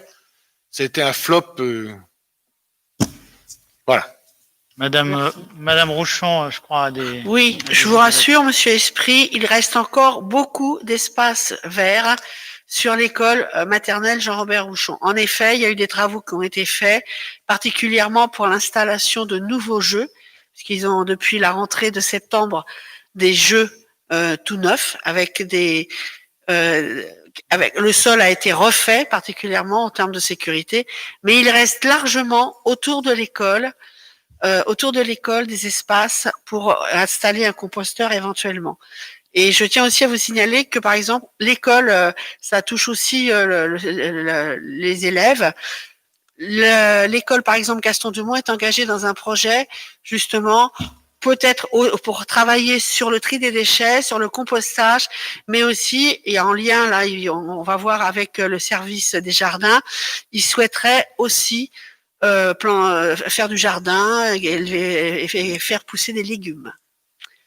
Donc les enfants sont très sensibilisés aussi bien par les enseignants, je crois qu'aussi par le monde extérieur. Et nous sommes très vigilants à ce que toutes nos écoles gardent un espace de verdure et y attacher des activités en lien. Merci, Madame Rouchon. Y a-t-il d'autres questions? Oui, Monsieur Judith.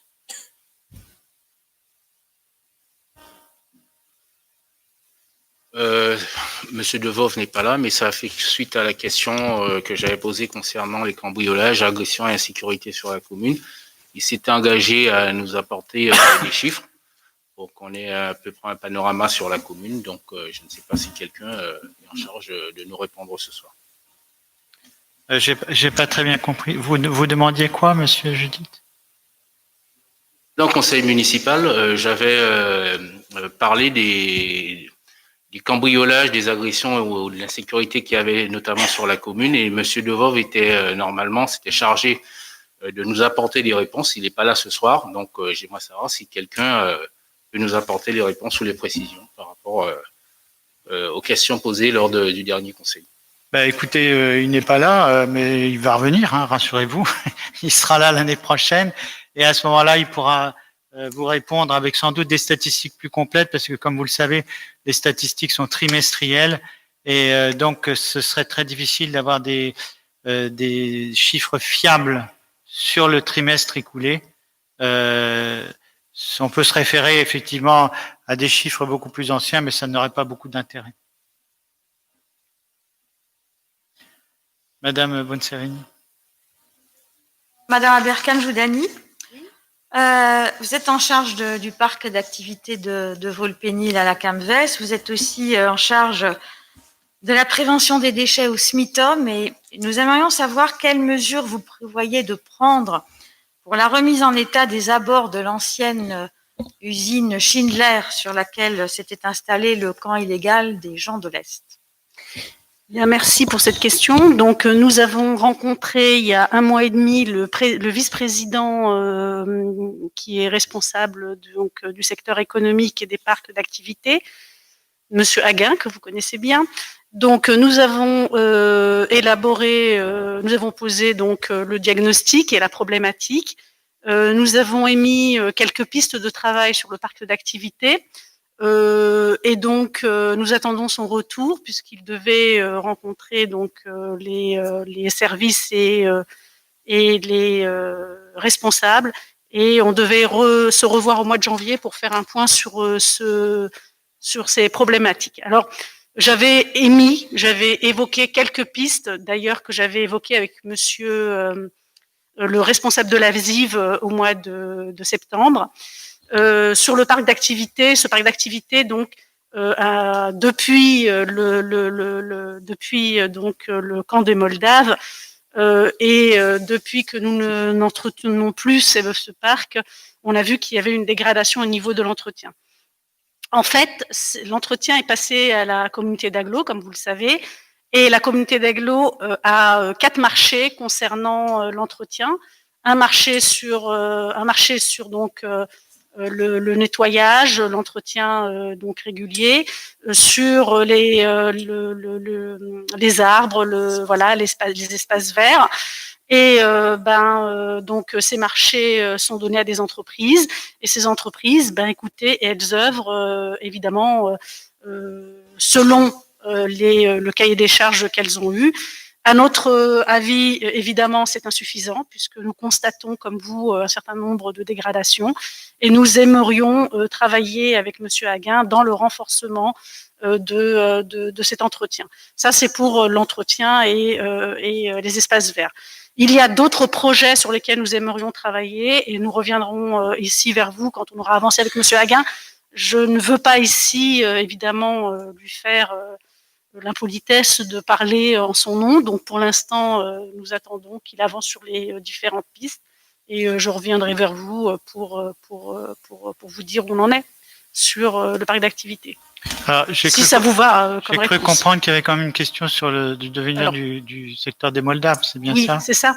Sur les abords, puisque le terrain est privé, donc bien évidemment, ni vous ni personne d'autre que le propriétaire ne peut avoir une action.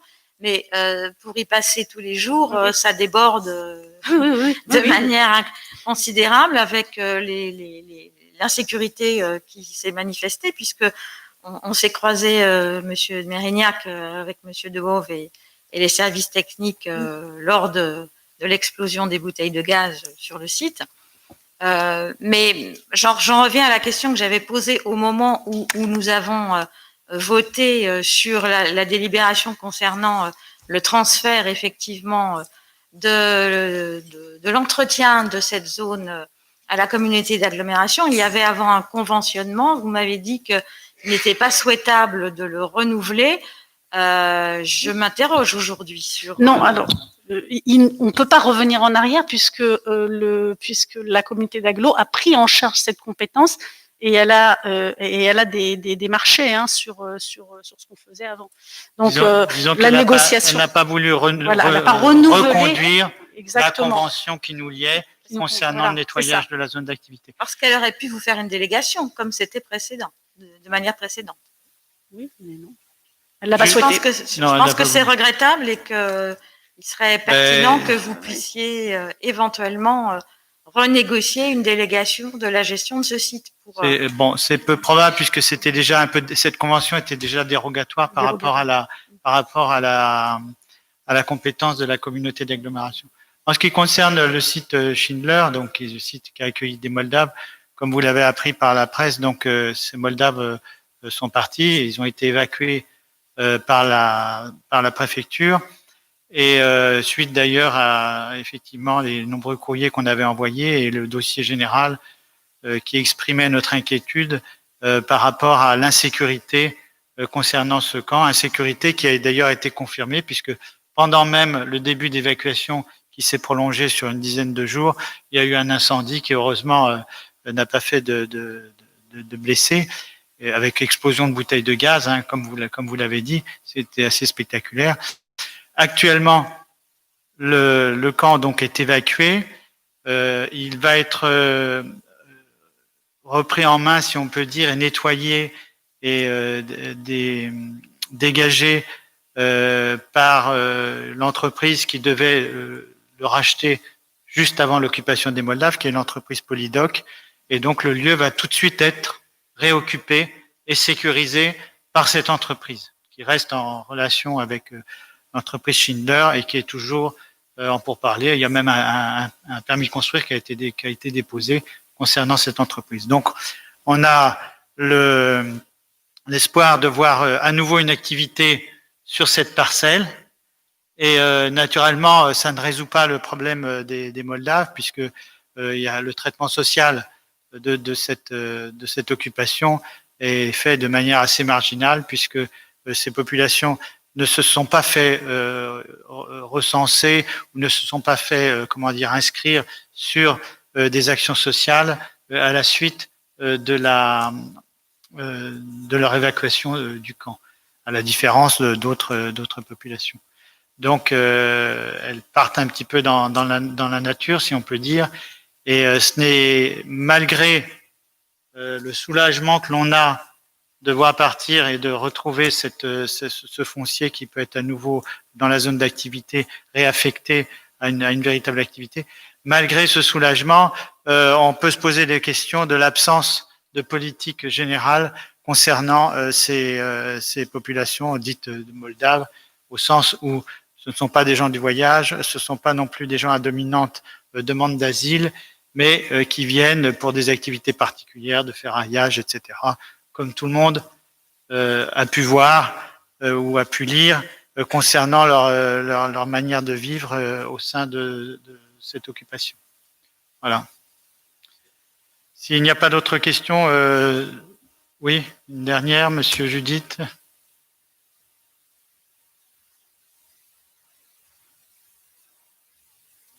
Lors du dernier conseil municipal, je vous avais demandé des précisions concernant deux contentieux, Nicholson-Valois et la S2CV La Planche. Vous m'avez conseillé de consulter les dossiers au service de l'urbanisme, ce que j'ai fait. On m'a par contre répondu que ce que je demandais à consulter nécessitait l'autorisation de supérieur hiérarchique et qu'il me rappellerait. J'ai attendu son appel. Finalement, n'ayant pas de réponse, je me suis déplacé. Et au final, il m'a été dit que ce dossier est en cours, que je ne pouvais pas le consulter. Donc, je vous demande, puisque vous êtes en charge de l'urbanisme, si vous pouvez donc me donner accès au dossier. Merci. Alors, ce dossier est constitué de deux choses, Monsieur Judith. D'une part, des permis de construire qui ont été déposés. C'est une chose que vous pouvez consulter parfaitement, comme tout citoyen. Et d'autre part, des éléments concernant des éléments juridiques en cours, d'une affaire en cours, donc qui sont entre avocats et donc qui considèrent et donc qui renvoient à un conflit privé et juridique. Et ces tenants et ces aboutissants de cette affaire en cours, vous ne pouvez pas y avoir accès parce que finalement, ce n'est pas des données administratives, ce sont des données privées. Donc, vous pouvez consulter sans aucun problème le permis de construire, mais vous ne pouvez pas consulter les documents qui concernent ce litige qui est privé et non administratif. Alors, concernant les dossiers, effectivement, je les ai consultés et je pensais avoir été précis lorsque je vous ai fait la demande et la question lors du dernier conseil municipal. Je pense vous avoir répondu. Eh bien, écoutez, si vous le voulez... Ah, bon, les questions diverses vont être plus longues que le conseil municipal. Donc, je vous demanderai de pas trop non plus faire traîner toutes ces questions. Allez-y, posez-les de manière concise. Oui, bonsoir Monsieur le maire. Nous avons été interpellés par des pénivauxois, qui ne comprennent pas bien les raisons pour lesquelles certains équipements sportifs rouvraient et d'autres non. Donc Monsieur Vallot, est-ce que vous pouvez peut-être nous donner quelques éclaircissements là-dessus? Alors, juste, je vais remettre le cadre et puis Monsieur Vallot prendra la suite ou Madame Herades. Ces équipements, comme vous l'avez vu, l'ouverture ou la fermeture de ces équipements est liée aux données préfectorales, bien évidemment, avec en plus une recrudescence donc du Covid qui fait que ces règlements électoraux ne sont pas à prendre à la légère et l'on doit respecter et que ce n'est peut-être pas le moment de favoriser le brassage d'enfants alors que ces enfants vont le plus souvent rejoindre leur famille, leur grand-père, leur grand-mère et possiblement transmettre et augmenter la pandémie. Je vais laisser à Monsieur Vallot ou Madame Herades commenter ces choix. Bon, peu importe. C'est quelle association qui vous a posé problème? C'est au niveau des communs du château. Ah oui. Donc oui, effectivement, quand on a le décret du 14 décembre, ces salles Jean de La Fontaine, Camille Claudel et Fréteau, et là même la maison des associations, n'ont pas autorisation à réouvrir. Pour quelle raison? Parce qu'elles appartiennent, c'est dans l'article 45. Oui, tout à fait, mais je l'ai sous les yeux. Parce qu'elles appartiennent soit aux établissements de type L, soit aux établissements de type CTS ou de type P, comme par exemple la salle de danse, enfin ce qu'on propose comme salle de danse, qui n'en est pas une, forcément, et les établissements de type Y. Alors, c'est un établissement de type P, c'est ça? Vous pouvez me donner la description du type P, parce que là, pour le coup... Les établissements de type P, ce sont les salles de danse et les salles de jeu. Ah, les dancing, donc c'est une discothèque et un dancing, cette salle-là. C'est ça? Non, mais je sais pas, j'ai le article. Je me permets justement d'en parler avec Alain, puisqu'on en a discuté. Vous imaginez bien que ce sont des sujets qu'on a travaillé avec les services, à savoir que ce décret et ces annonces du 14 décembre, nous n'avions pas les détails au 15 décembre. Donc les services ont travaillé d'arrache-pied, et quand je dis jour et nuit, c'est jour et nuit, puisqu'on attendait des différents ministères, les différents décrets qui pouvaient en sortir et les applications. En ce qui concerne justement nos 80 associations, on a une seule association qui a en effet manifesté ces questions et son mécontentement par rapport au fait que nous n'étions pas en capacité d'ouvrir une salle. Cette salle que vous indiquez, donc c'est une salle de type P, donc c'est une salle qui est aménagée, qui reçoit des activités culturels, de loisirs et de solidarité, que malheureusement, et nous le déplorons, nous n'avons pas le droit d'ouvrir par rapport au décret, pour les raisons qu'a invoqué Alain, parce que nous n'avons pas le droit par rapport au type de RP de l'ouvrir. Nous ne pouvons ouvrir que les 3 gymnases et accueillir des activités sportives pour le moment, avec des protocoles qui sont définis. La salle de type P, comme on l'indique, ce sont des salles à la barre qui sont des salles en effet de dancing, donc pas des discothèques, mais des salles où en effet on peut accueillir des personnes qui pourraient être amenées à danser, et des salles de billard. Ce sont des dénominations et des catégorisations qui ont été fixées. Une salle de danse ou une école de danse, puisque les conservatoires, par exemple, de danse peuvent réouvrir. Il a été autorisé les structures d'enseignement artistique à réouvrir, comme des conservatoires, des écoles privées ou autres. Quand on est dans des gymnases, c'est différent. Aujourd'hui, dans ces salles-là, malheureusement, nous ne pouvons pas les réouvrir pour les 3 jours. La décision qui a été aussi portée par la municipalité, afin de préserver les familles et nos aînés particulièrement, c'est de pouvoir réouvrir pour les quelques jours, comme le font les écoles avec le sport, par exemple. Il faut savoir que la petite subtilité quand même que nous impose le gouvernement, c'est que quand vos enfants font sport à l'école, ils ne sont pas brassés. À partir du moment où nous leur mettons les établissements à disposition pendant toutes les vacances scolaires, vos enfants seront brassés puisqu'ils sont dans des clubs sportifs où justement ils vont se retrouver de différentes classes et différents âges.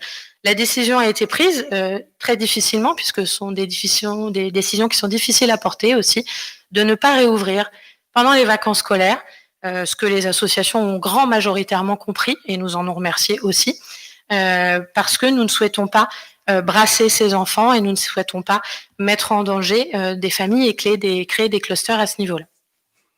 Je vous remercie pour la réponse. Après, il faut bien communiquer avec certaines associations alors, ou au moins répondre sur les interrogations des parents sur les pages des réseaux sociaux de la commune sur lesquels ils interpellent les services de la mairie. Donc, je suis plutôt ravi que vous apportiez une réponse ce soir parce que c'est vrai qu'il y avait un silence depuis plusieurs jours. Non. Sur cette question-là, écoutez, il n'y a pas eu de silence puisque nous avons... Je vous invite à lire les réseaux sociaux de la mairie où il n'y a aucune réponse qui est apportée aux questions des familles. Après, voilà, je prends note et je prends note effectivement que vous ne vouliez pas créer des flux supplémentaires dans des salles comme la Buissonnière, par exemple.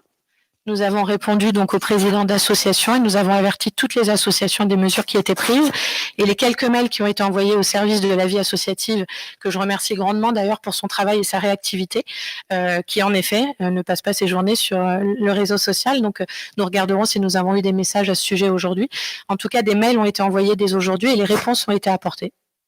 Oui, il y a même une publication effectivement du règlement et de ce qui avait été communiqué par la préfecture. Merci Madame Merades et Alain de ces précisions que parfois les associations ne comprennent pas. Bien évidemment, c'est pas toujours facile à expliquer, mais il faut savoir que nous avons quand même pris l'habitude de travailler sur les données de la préfecture avec notre service juridique, avec nos associations aussi, et puis le service fête des cérémonies, et que nous sommes très attentifs, malgré les difficultés d'un jour à l'autre d'interpréter les textes, d'agir justement et prudemment et de manière égalitaire envers toutes les associations. Merci. Alors, la dernière, allons-y. Merci, Monsieur le maire.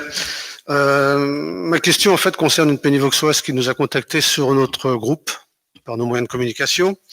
Et elle concerne, en fait, l'éclairage et les lampadaires qui sont situés avenue Charles de Gaulle, concernant notamment le Moustier.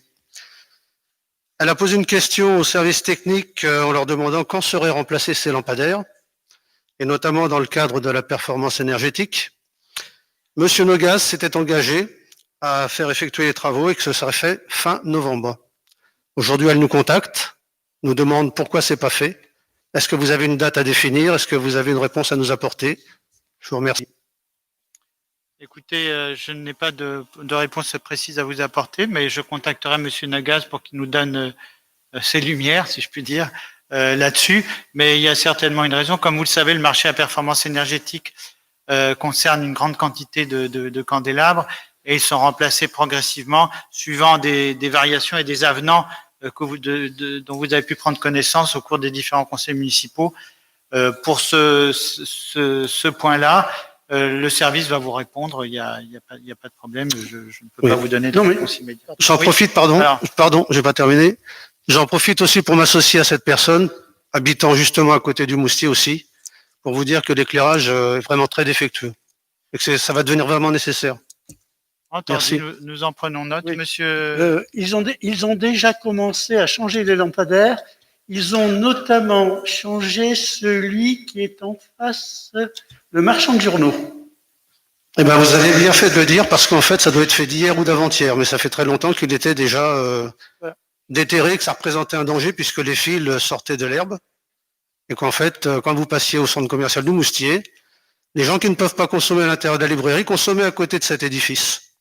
Et ce soir, si vous y passez, vous verrez que tout le matériel qui a été nécessaire pour faire les travaux traîne comme ça encore dans la pelouse, ça n'a pas été enlevé, par exemple. Eh bien, Donc il y a un très léger retard, mais ne soyez pas inquiets. voilà. D'accord. De même que le lampadaire que je vous avais signalé, je crois, aux alentours du 10 novembre et qui n'est toujours pas remplacé au pied d'un passage piéton à l'angle de la rue de Lanoux et de la rue du Chêne depuis le 15 août.